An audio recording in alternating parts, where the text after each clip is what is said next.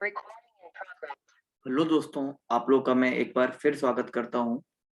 दोस्तों, आज मैं आपके साथ डिस्कस करने वाला हूं जेईई एडवांस 2021 का some basic concept of chemistry का क्वेश्चन। दोस्तों, ये क्वेश्चन पेपर 2 में पूछा गया था। पेपर 1 में एनालाइज करने के बाद मुझे कोई directly question basic concept of chemistry से नहीं मिला। सो अच्छी बात है, लेकिन हाँ, हमें कभी भी बेसिक कॉन्सेप्ट ऑफ केमिस्ट्री का कोई भी पार्ट छोड़ के नहीं जाना है, क्योंकि हर एग्जाम में, ठीक है, कोई भी एग्जाम होगा, जेई मेंस होगा, एडवांस होगा, या उससे रिलेटेड कुछ भी एग्जाम होंगे, ठीक है ना, बेसिक कॉन्सेप्ट ऑफ केमिस्ट्री हमेशा पूछी जाएगी। तो चलिए दोस्तों, क्वेश्चन में आगे बढ़ते हैं, पूछ देखते हैं कि क्वेश्चन क्या बोल रहा है। ठीक है, देखिए, बोल रहा है sample of 5.6 gram containing iron is completely dissolved in cold dilute HCl to prepare a 250 ml of solution। मतलब बोल क्या रहा है कि जो आयरन है उसको हम लोग क्या कर रहे हैं, HCl में डिजोल्व कर रहे हैं, तो FeCl2 बनेगा। और इस FeCl2 को हम लोग कहां पर यूज कर रहे हैं, 250 ml में यूज कर रहे हैं। 250 ml में डालकर एक सोल्यूशन प्रिपेयर कर रहे हैं। ठीक है, but the basic problem is, लोगों को ये बात भूल जाती है कि Fe प्लस HCl जब रिएक्शन करते हैं तो FeCl2 बनता है, FeCl3 नहीं बनता है।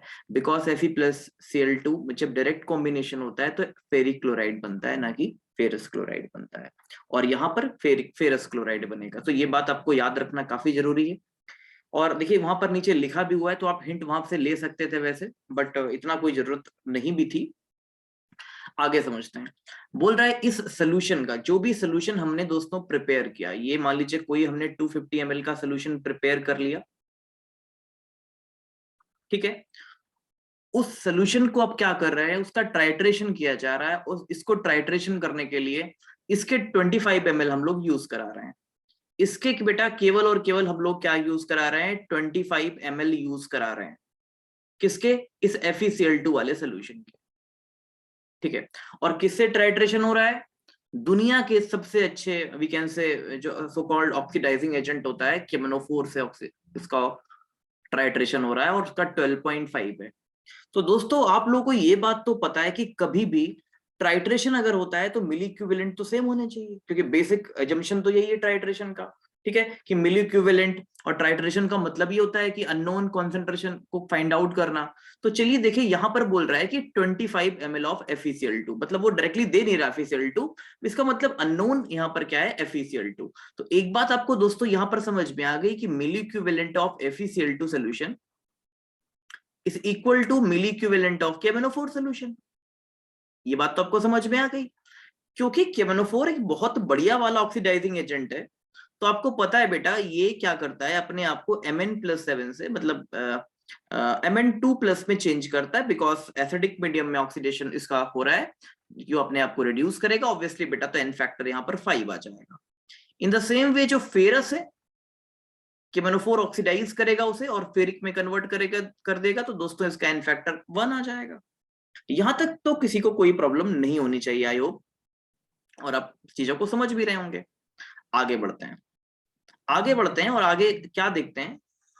ठीक है, यहां कहीं देख लेते हैं जरा सा। तो अब हमें ये समझ में आ गया कि मिली इक्विवेलेंट सेम करने हैं। तो किसके मिली इक्विवेलेंट सेम करेंगे, FeCl2 के KMnO4 से। ठीक है, तो बेटा यहां पर कितना दिया गया है, 0.03 इंटू 12.5। KMnO4 के लिए मैं बात कर रहा हूं, इसका एन फैक्टर 5 अपॉन 1000, ये मिली इक्विवेलेंट हो गए इसके, इक्वल टू। अब बात करते हैं किसके लिए, FeCl2 वाले के लिए। तो 12.5, इसका एन फैक्टर 1, और इसका मोलैरिटी M ले लीजिए, ऑफ FeCl2 आप लिख भी सकते हैं चाहे तो। ठीक है, तो ये यहां से मोलैरिटी आप फाइंड आउट कर लीजिएगा। यहां से आप लोग मोलैरिटी फाइंड आउट करेंगे अगर, तो यहां पर दोस्तों जो मोलैरिटी आपको मिलेगी वो मिलेगी 0.075। आप लोग इसको कैलकुलेट करिएगा आराम से, तो यू विल गेट। अभी तक हमने क्या किया, अभी तक हमने केवल और केवल मोलैरिटी को फाइंड आउट किया और कुछ भी नया नहीं किया। दोस्तों इतना तो सबको पता ही होगा। ठीक है, आगे बढ़ते हैं, नेक्स्ट पेज पे बात करेंगे कि वास्तव में मोलैरिटी फाइंड आउट करके हमारा फायदा क्या होगा, और क्वेश्चन में आगे पूछा क्या जा रहा है। बिकॉज अगर क्वेश्चन की क्वालिटी हमें पता नहीं होगी तो हम बेकार हैं, ठीक है, हम बेकार हैं, क्योंकि डायरेक्टली क्वेश्चन तो एडवांस में पूछा ही नहीं जाएगा, ये भी बात आपको ऑलरेडी पता है। चलिए अब बात करते हैं कि भाई यहाँ पर आगे वो क्या अप्रोच दिखाना चाहते हैं वो लोग। तो देखिए बेटा यहाँ पर सबसे पहले बोल रहा है number of moles of Fe2 plus present in 250 ml of solution is x into 10 to the power -2। ठीक है, मतलब जो हमने मोलरिटी फाइंड आउट की वो कितनी फाइंड आउट की, 0.075, और ये किसकी मोलरिटी थी, FeCl2 की मोलरिटी थी। और यहां से हमें क्या फाइंड आउट करना है, Fe2 plus ion find out करना है, उसके मोल फाइंड आउट करना है, it is x। And the amount of iron present in the sample, मतलब जो 5.6 था, इसका मतलब वो 5.6 पूरा पूरा यूज नहीं हो रहा, या उसकी यील्ड पूरी पूरी यूज नहीं हो रही, वहां पर कुछ परसेंट में यूज हो रहा है। so you have to calculate the percent which is used in this particular solution. okay, so what you have to do, आपको ये तो समझ में आ गया कि FeCl2 है क्या। बेसिकली FeCl2 को अगर आप बेटा डिसोसिएट करोगे तो Fe2 plus and twice of Cl minus मिलेंगे, मतलब ये डिसोसिएट कर सकते हैं हम, कंप्लीट डिसोसिएशन उन्होंने बोल रखा है। अगर ये 1 मोल है तो बेटा ये भी 1 मोल आएगा, ये भी आपको बात पता है। और इसके मोल मतलब FeCl2 के मोल आपके पास हैं, दैट इज 0.075। तो सो कॉल्ड बेटा आपके पास Fe2 प्लस के मोल भी आ जाएंगे 0.075। ठीक है, यहां से अब आपको क्या आ जाएगा, ये तो मोलैरिटी आ जाएगी, ये तो मोलैरिटी फाइंड आउट हो गई बेटा, तो इसकी भी मोलैरिटी 0.075 हो जाएगी। या ऐसा भी कह सकते हैं अपन कि इसकी मोलैरिटी है तो यहां से मोल आ जाएंगे। क्या कितना आसान है, देखिए बेटा simple, molarity is equal to, मैं बेसिक से बता रहा हूं, वॉल्यूम इंटू 1000, वॉल्यूम जहां पर ml पे होता है, तो mole is equal to molarity is 0.075, volume is 250/4, तो यहां से नंबर ऑफ मोल्स आ गए किसके, Fe2 प्लस के। कितने आ गए बेटा, ये पॉइंट, इसको कैलकुलेट करेंगे आप लोग, 0.01875, आप लोग कैलकुलेट करिएगा आराम से। तो ये Fe2 प्लस के मोल आ गए। अब हमें किस फॉर्म में आंसर चाहिए बेटा, हमें चाहिए x, मतलब x into 10 raise to the power -2 के फॉर्म में चाहिए। तो इसको क्या लिख सकते हैं, सिंपल बेटा 1.8 इंटू 10 टू द पावर -2, तो यहां से x की वैल्यू आपको मिल गई। ठीक है, आगे दोस्तों क्या बोल रहा है, आगे वो बोल रहा है y की वैल्यू। तो एक बात तो आपको समझ में आ गई, अगर x की वैल्यू आ गई, अगर आपको x की मोल आ गए, तो क्या मास नहीं आ सकता Fe का, क्या Fe का मास नहीं आ सकता। कितना आसान है बेटा Fe का मास निकालना, simple 0.0875 into molar mass into its molar mass.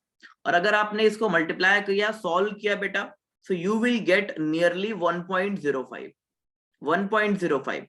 आप Fe2 प्लस यूज कर रहे थे 5.6, बट यूज कितना हो रहा है 1.05, तो परसेंटेज यील्ड कितनी हो जाएगी, कितना परसेंटेज वो अवेलेबल है, 1.05 upon 5.6 into 100, that is your nearly 18.75%।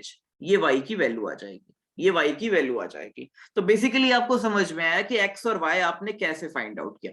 दोस्तों इस क्वेश्चन को थोड़ा सा एनालाइज किया, थोड़ा सा समझा, और देन हमने ये, पहली बार आप जब रीड करोगे तो हो सकता है आपको क्वेश्चन समझ में ना आए, लेकिन अब दूसरी बार आप जब यील्ड करोगे तो आपको समझ में आने लगेगा। सी बेसिकली Fe2 प्लस पूरा पूरा यूटिलाइज नहीं हो रहा, और अगर पूरा पूरा यूटिलाइज नहीं हो रहा तो क्वेश्चन फिर आपका सॉल्व हो जाएगा। क्योंकि कई बार लोग ज्यादा सोच सकते थे, कोई रिएक्शन वगैरह सोच सकते थे, FeCl2 का मोलर मास क्यों नहीं रखा, उन्होंने काफी हेल्प की थी आपकी बेसिकली इस क्वेश्चन में। तो आप क्वेश्चन को अच्छे से रीड करते, समझते, तो आपको क्वेश्चन आराम से सॉल्व हो जाता।